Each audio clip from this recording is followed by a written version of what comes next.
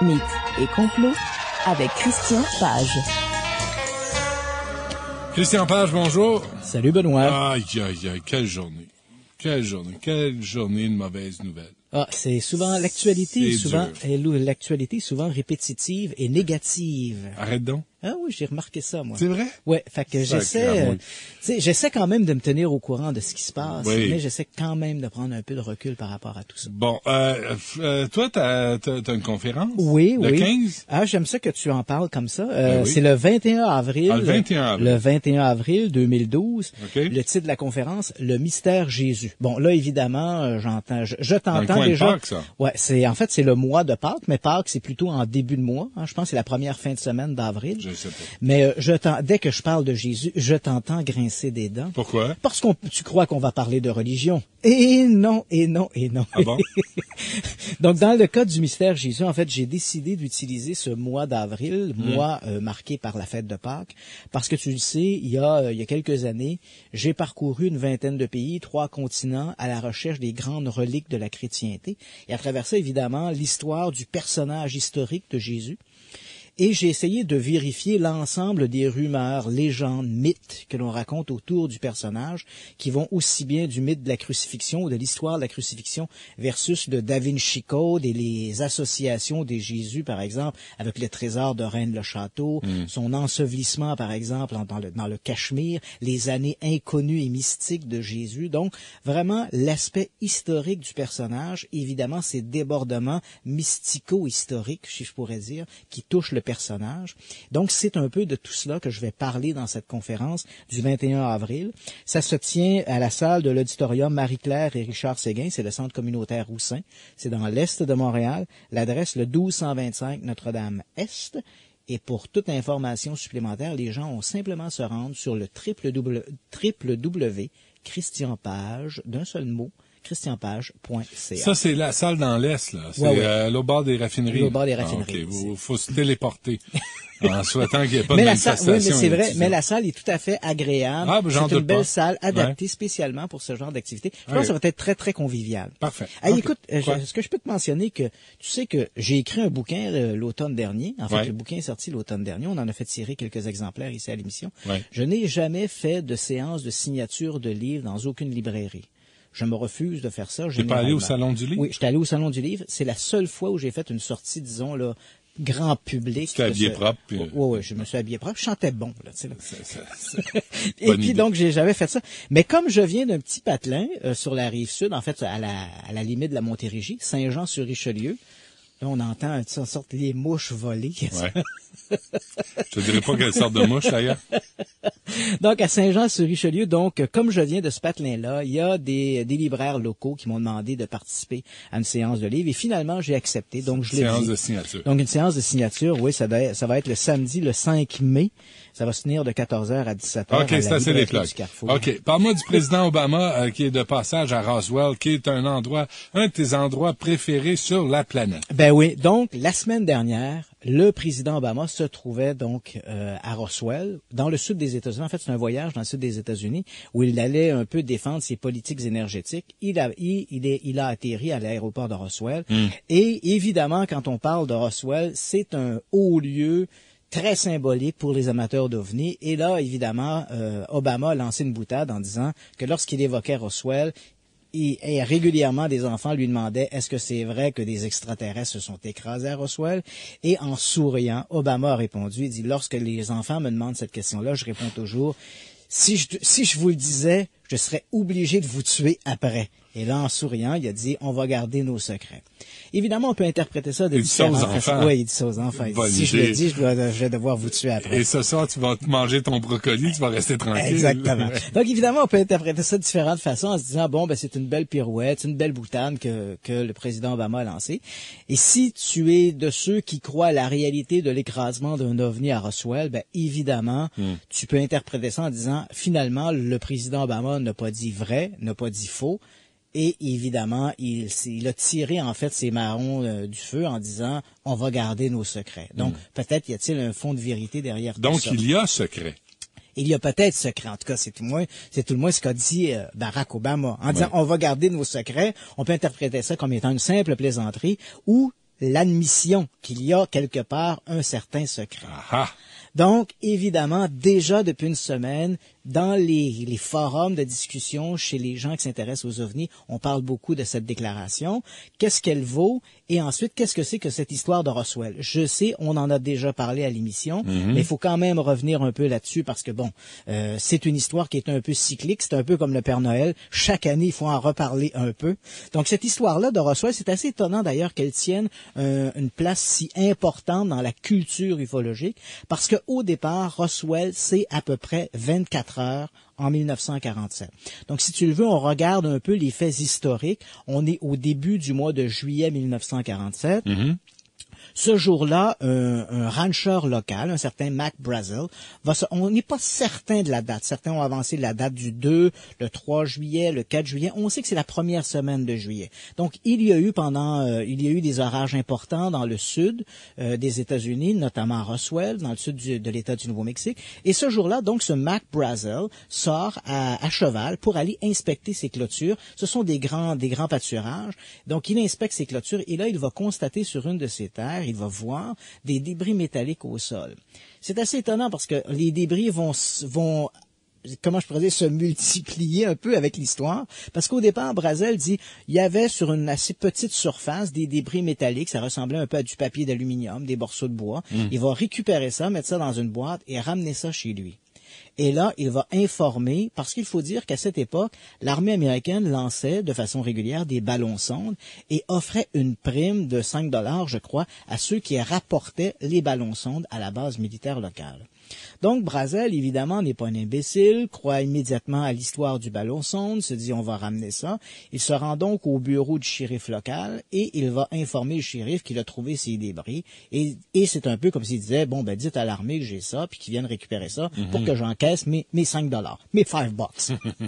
Donc. $5 de 1947. Ah oui. Aujourd'hui, c'est 483 piastres. C'est des sous, ça, monsieur. Oui, quand même. Donc, ce qui est assez amusant, c'est qu'à ce moment-là, là, on va parler, très rapidement, on va parler de disques volants. Mais quand on parle de disques volants, généralement, le mot infâme, il est lancé par les gens du milieu des ovnis. Infâme? Infâme, oui, c'est le mot à ne pas dire, parce qu'évidemment, on est vite catalogué dans la gang de Raël et compagnie, là. Voilà. D'accord. Mais cette fois-là, c'est l'armée elle-même qui va lancer, en fait, cette bouée-là en disant, nous avons récupéré un disque volant. Donc, c'est l'armée qui va émettre ce communiqué-là. Très bien. La suite après cette pause. Avec Christian Page. Alors, l'armée... Donc, c'est ça, on parle de cette histoire de Roswell et le mot infâme de disque volant, généralement, il émane de la communauté ufologique. Ce sont eux, généralement, qui lancent ce genre de slogan, en fait, de trucs accrocheurs dans les médias, mais pas cette fois-là. En fait, c'est l'armée. Et l'armée, donc, à partir du moment où Brazel se présente au bureau du shérif en disant « j'ai trouvé des trucs chez moi », le shérif contacte l'armée et avant, c'est bien important, là, avant que l'armée récupère l'objet, pour une raison assez mystérieuse, le colonel Blanchard, qui dirige la base, va aller voir l'officier des relations publiques en lui disant « émet un communiqué et dit qu'on a trouvé un disque volant ». À ce moment-là, il faut bien se rappeler, personne n'a vu les débris en question. Donc Blanchard s'en va voir Warren Holt, l'agent des relations publiques, qui lui émet un communiqué ce jour-là.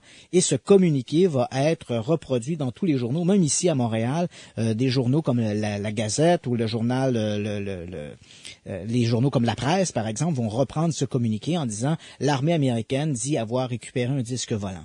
Pendant ce temps-là, sur le terrain, 2 officiers vont se rendre sur le terrain, un certain Sheridan Cavitt et un type qui s'appelle Jess Marshall. Ils vont se rendre sur place et vont récupérer les fameux débris qui ressemblent à du papier d'aluminium, des bouts de bois de balsa, des trucs un peu semblables.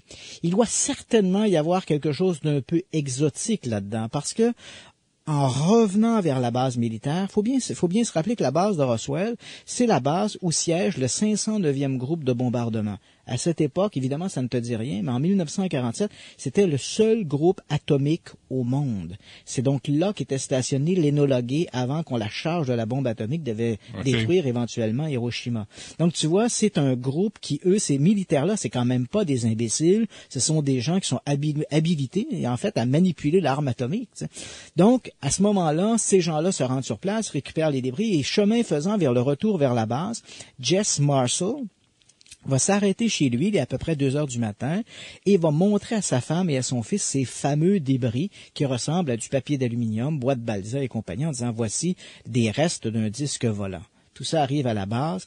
Le lendemain, ces objets-là sont envoyés à la base de Fort Worth, au Texas, et là, conférence de presse, le major en chef de la 8e force armée, le général Ramey, se trouve sur place devant les journalistes, présente les fameux débris en disant « Désolé de vous avoir dérangé, messieurs, mais voici les débris. » Et ces débris-là ne sont pas ceux d'un disque volant, mais ceux d'un simple et vulgaire ballon-sonde. Un peu trop tard. Merci, bonsoir. Ben oui. Donc, les journalistes s'en retournent avec leur petit bonheur sous le bras et l'affaire de Roswell meurt enterrée.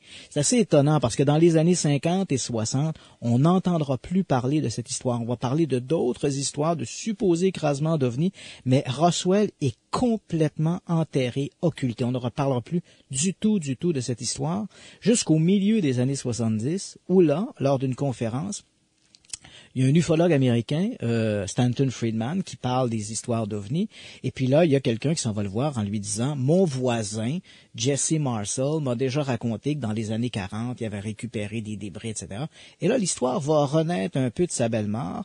Marshall va être rejoint par cet enquêteur, ce Stanton Friedman, et il va raconter l'histoire de ces débris que lui trouvait assez étrange. Il disait il y avait du papier d'aluminium, quand on le pliait, ça reprenait sa forme, puis toutes sortes de trucs.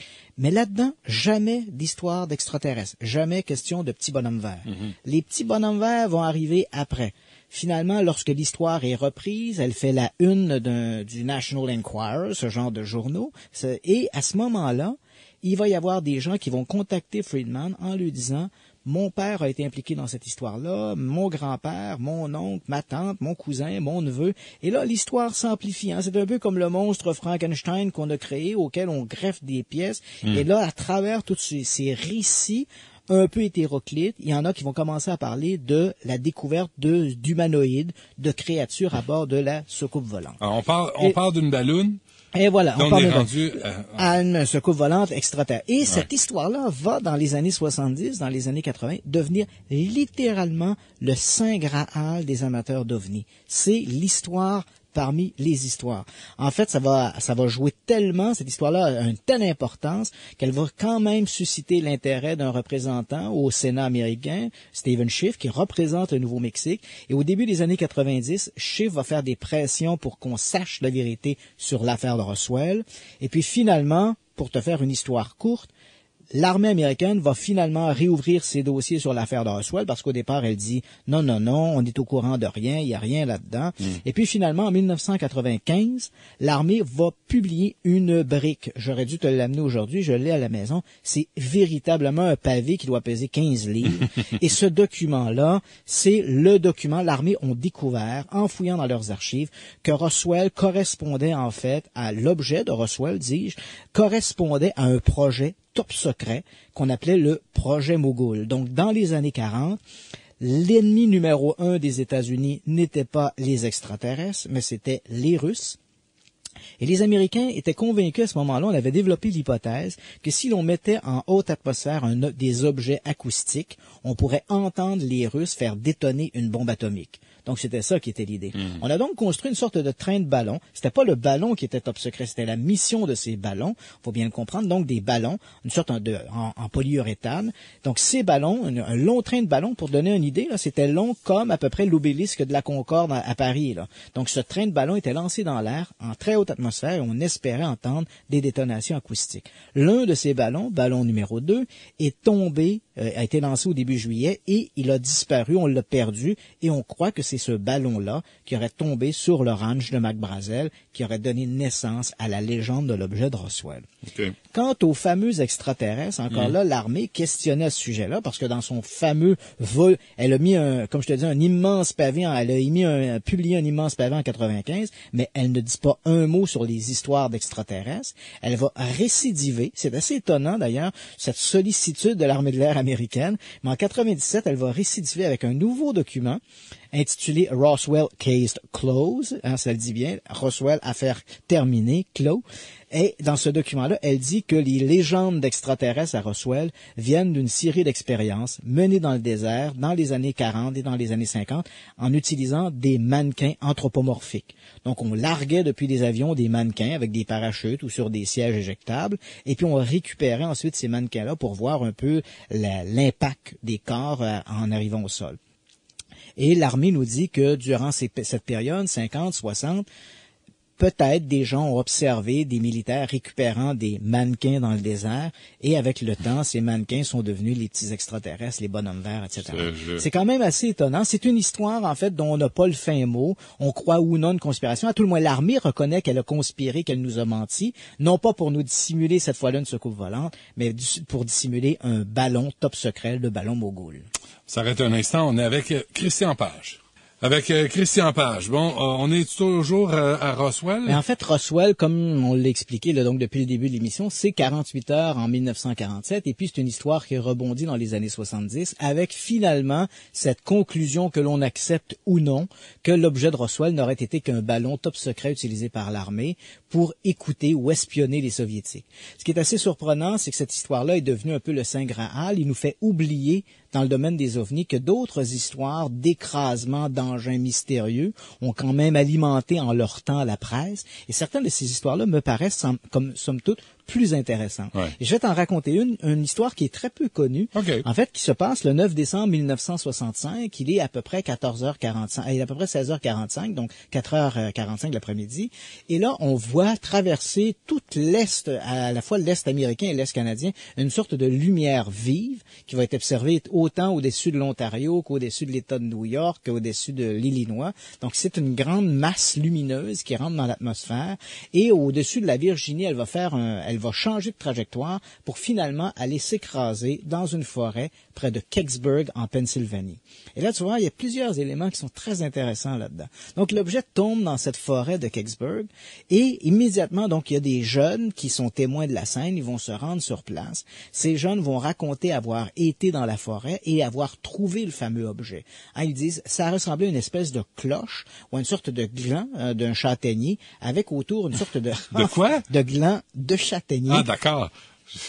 Avec un renflement autour. Et puis l'objet était de forme métallique. Et ils vont dire que sur le renflement, par exemple, ils ont pu voir des symboles, des signes, une sorte d'écriture qu'ils ne connaissaient pas et donc qui les amène à peut-être était-ce une écriture extraterrestre. Quoi qu'il en soit, assez rapidement, les policiers, les services d'incendie vont boucler la zone. On va faire appel à l'armée et l'armée vont évidemment, comme c'est toujours l'histoire qui se répète, l'armée va récupérer l'objet qui va finalement être enlevé et disparaître de la circulation. Et donc, cette histoire de Kecksburg va alimenter toute une sorte de presse, une littérature ufologique, et évidemment, on s'interroge encore aujourd'hui de quoi s'agissait-il. Bon. Et là, il y a des petites choses qui sont assez intéressantes. Je vais te montrer une photographie de ce que pouvait ressembler l'objet de Kecksburg. Là, les gens ne le voient pas, mais ça... Excuse-moi, ça, Benoît, c'est la photo d'un Vostok russe. C'est quoi? Ben oui. Oui, c'est un engin russe. Regarde la forme de cet engin-là, comment il ressemble à l'objet de Kecksburg. Non, mais ma fille m'a ramené quelque chose comme ça de ses vacances. Là. Quand tu le secoues à l'envers, il y a de la neige. Oui. Ça ressemble un peu à ça. Mais bref, tout ça pour dire que dans l'affaire de Kecksburg, moi, j'y suis allé. Il y a quand même plusieurs petites choses qui sont intéressantes. Bon, l'histoire, d'abord, les jeunes vont décrire un objet.